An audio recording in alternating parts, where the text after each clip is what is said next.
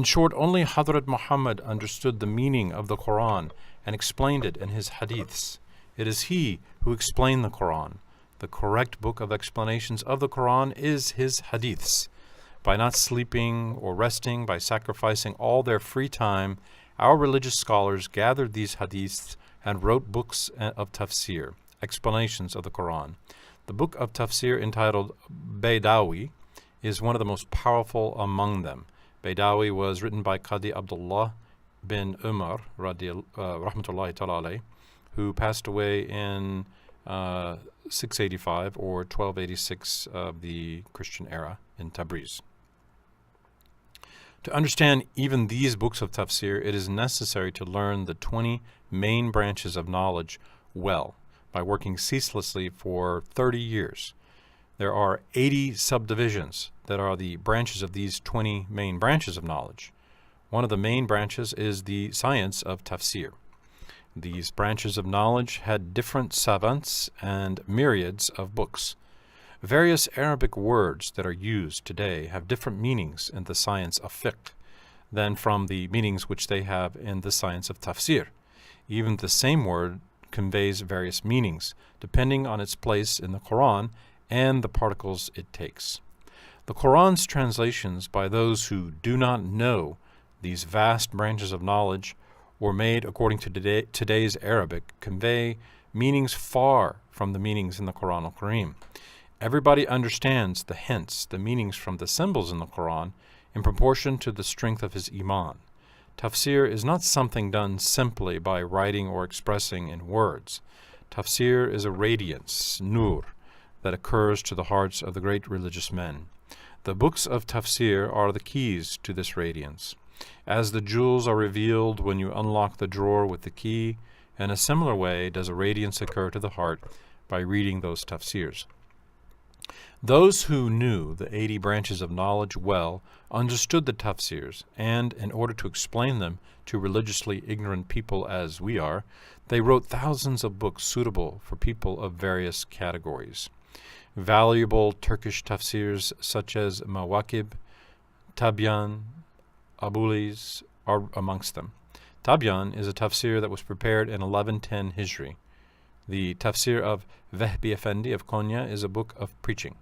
Since there are parts containing personal views in all those newly written books which are considered to be the most valuable, their harm is greater than their benefit to those who read them, especially those tafsirs and translations by enemies of Islam and by holders of bid'at, which have been written to defile the meanings in the Qur'an al-Kareem. These are very harmful.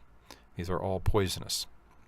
A number of doubts and objections arise within the young people who read these types of books. Besides, it is unsuitable for those who, like us, have little religious knowledge to read tafsirs and hadiths to learn Islam. It causes one to lose one's iman if an ayat or hadith is misunderstood or doubted. A tafsir or hadith cannot be understood only by knowing Arabic. He who considers those who know Arabic as savants is wrong. In Beirut and in all other places there are many priests whose native language is Arabic and who know Arabic literature well. Yet none of them understands Islam. In a dictionary they published in 1956 and entitled Al-Munjid, they wrote Islamic names incorrectly, even the name of the Baqi cemetery in Medina, and even the death date of our Sayyid Rasulullah sallallahu alaihi wasallam. A person who wants to understand, to learn the real meaning of the Quran, must read religious savants' books on kalam, which in its lexical meaning, the word means speech, fiqh and morals. All these books have been derived and written from the Quran and hadiths. Books written as translations of the Quran do not convey a correct understanding. They enslave the readers to the ideas and purposes of their authors and cause them to deviate from Islam. It is impossible to write the Quran in the Latin alphabet. For this reason, the meaning becomes defiled.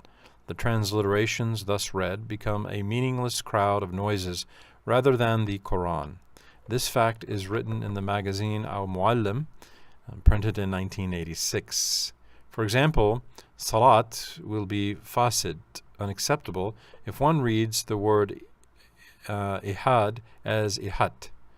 Today, it is seen that many people offer such defiled translations in books under the name of the Turkish Qur'an. These books of dubious origin are given to youngsters and distributed in villages. They say, the Arabic Qur'an is in a foreign language. Don't read it. Read this one, which is in our native language. When observed carefully, it is understood that many of those who say so do not perform namaz or fast, that they have dived into the harams and even into irreligiousness, and that they are bonded to Islam only in words. Why do these people sing and listen to Beethoven's symphonies, Mozart's Figaro, and Moliere's poems in German, Italian, and French on radios and in bars? Why don't they say, they are in foreign languages, we should sing them in pure Turkish? They do not translate those symphonies or comedies into Turkish, for they know that they cannot be properly translated into Turkish. Their nefses will not relish their Turkish versions.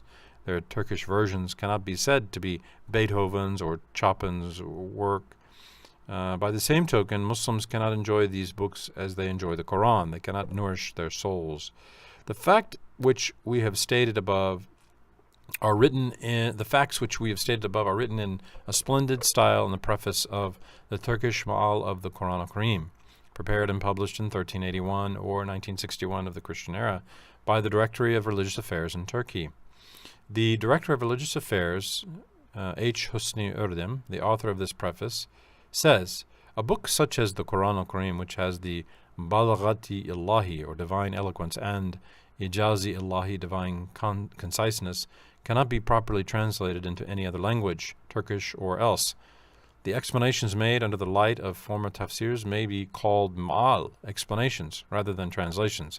It is not permissible to consider the words used to contain the meaning of the Qur'an al-Kerîm as equal to the Qur'an itself, or to recite these words in namaz, salat, or to use them to deduce hukm, judgments, without having first grasped the original properly. A translated version could never replace its original. There are expressions, words in the Qur'an al-Kerîm that have various meanings. In the process of translation, all the various meanings are reduced to one meaning, and it cannot be known whether this meaning is the meaning Allah Ta'ala is expressing, Muradi Ilahi. Therefore, one should not dare to call it the translation of the Qur'an. Translating the Qur'an al-Kerîm into another language and substituting the translated version of the Qur'an al-Kerîm are two different issues. It is written in the explanation after the preface of the book we have named in the previous paragraph, quote, it is not permissible to translate this divine book, Qur'an, which is above mankind and a mujiz, a miracle, into Turkish properly. Therefore, the most correct way is perhaps to express in Turkish the meanings and ma'al, which is understood from the Arabic originals, instead of translating ayats word by word. In fact, it is not possible to translate the Nazm-i-Jalil of the Quran and at the same time preserve its original ijaz and balaghat.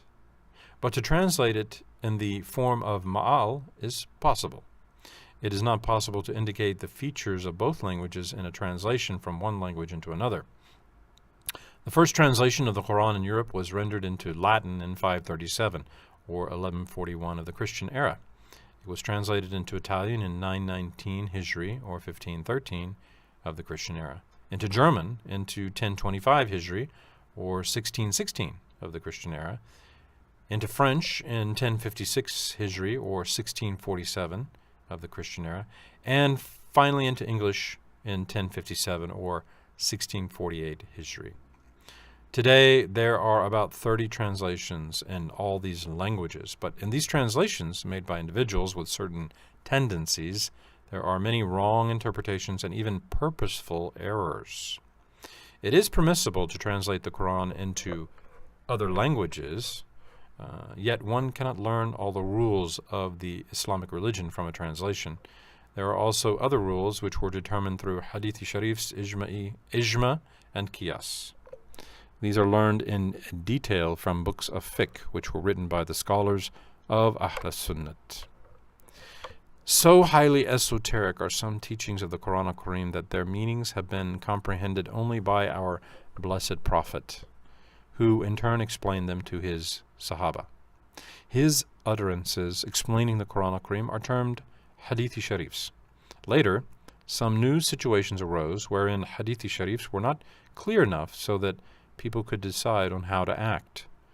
The blessed Sahaba delved deeper into the Hadithi Sharifs, spent sleepless nights in retrospect, and tried to the best of their abilities and energies eventually to reaching a common solution about each of these problematic matters.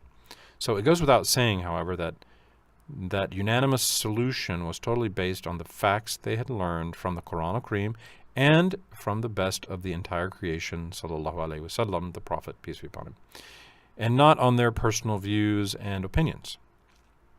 This unanimity or consensus of the Sahaba is called ijma. And later, all the newly arising situations were likewise solved by the tabi'in, the tabi'in, and the Salafi Salihin, that is, the earliest Islamic scholars. Those blessed scholars, may Allah Ta'ala profusely reward those valuable people in the hereafter, wrote those solutions for us in their myriads of books. All the Islamic teachings in their books are merely explanations of the book, i.e. the Qur'an al-Karim, the Sunnat, i.e. the Hadithi Sharifs, and the aforesaid Ijma, and have nothing to do with personal thoughts and views. The onerous work those valuable scholars undertook has been termed qiyas or ijtihad, and the scholars themselves are called scholars of Ahl Sunnat. It is those blessed people, rahmatullahi ta'ala rahmatullahi ta'ala alayhim ajma'in, who conveyed to us the Islamic religion in its pristine purity without a tiniest change. Sayyid Abdul Hakim Arvasi, rahmatullahi alayh, stated, quote, "As it is stated in the 224th page of a book which occupies the number of 1706 of the Shaykh al-Islam Valiuddin Effendi section of the Public Library of Bayezid, Istanbul, translations of the Quran are not the Quran, for the Quran is the known poetic mujiz book. It loses its ijaz when it is translated into another language, and ijaz is the noun form of mujiz. Poetry translated into another language is no longer poetry. The aforesaid book is a commentary to the book entitled Azkar and written by Imam Nawawi, rahmatullahi ta'ala alayh, in 631 Hijri or 1233 to 1277 in Damascus, Nawawi. The commentator Abu Abdullah Muhammad Shamsuddin Ukaili Behnesi Shafi Naqshi passed away in 1001 Hijri or 1592 Christian era. Behnes, which lends its name to the blessed scholar, is a township in central Egypt. Allah Ta'ala declares in the Qur'an al-Karim, "My book is in Arabic." He declares, "I sent the Qur'an down to Hadrat Muhammad in the Arabic language." Then the totality of the words, letters, and meanings which Allah Ta'ala sent down through an angel is the Qur'an. The books that are not so cannot be called the Qur'an. He who calls these books the Qur'an will lose his iman. He will become a disbeliever. If it is translated into another language or even into Arabic, it is called an explanation of the Qur'an. Also, if one of its letters is changed, even without the meaning being defiled, it is not the Qur'an anymore. Moreover, if any change is made in reading it without any letter being changed, it is not called the Qur'an. This is written in Riyad al-Nasihin, the Qur'an which follows the rules of Arabic grammar and which doesn't change the meaning, but which is unlike the one which was collected together by Hadrat Uthman, is called Qira'at Ishaza. It is not permissible to read it during namaz or at any other place. It is a sin. A few of the Ashabi Kiram radiallahu ta'ala anhum ajma'in recited the Qira'at Ishaza, but there was no unanimity about this. It is not called Qira'at Ishaza to recite in a fashion in which none of the Ashabi Kiram is said to have recited. It is necessary to imprison or to thrash a person who recites it so. It is an act of disbelief to recite in a fashion in which none of the religious savants have recited, even if it does not defile the meaning or the words.